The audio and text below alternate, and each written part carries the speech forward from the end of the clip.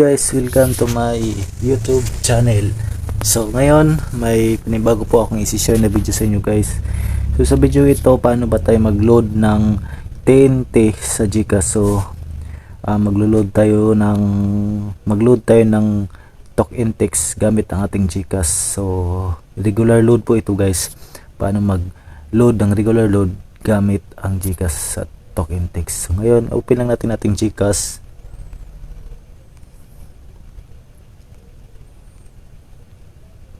So ilagay lang natin ang ating password. So ngayon nandito na tayo sa ating GCash guys. So i-click lang natin itong load. So i-click lang natin ang token text kasi sa token text tayo maglo-load. So dito guys, ilagay lang niyo ang inyong cellphone number ng inyong pagluludan.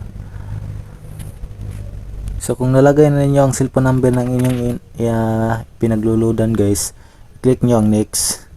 Tapos i-click nyo ang proceed.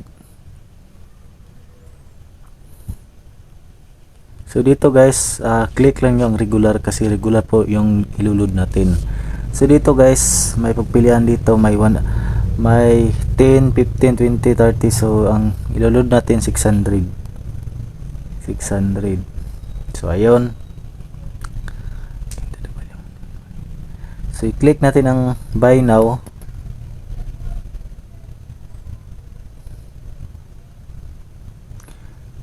So ayun, may discount, may ano po siya guys, may convenience fee po siya na 3 pesos. Discount, ano itong discount? So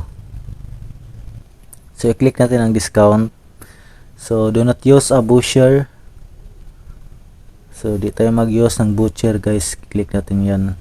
So ayan, 603 po yung mabarayan natin kasi may convenience fee po siya na 3 pesos. So ngayon i-click natin itong P603. Yun lang po ang gagawin nyo guys, paano mag-load ng regular load gamit ang ating GCash. Ito lang po natapos ng video guys.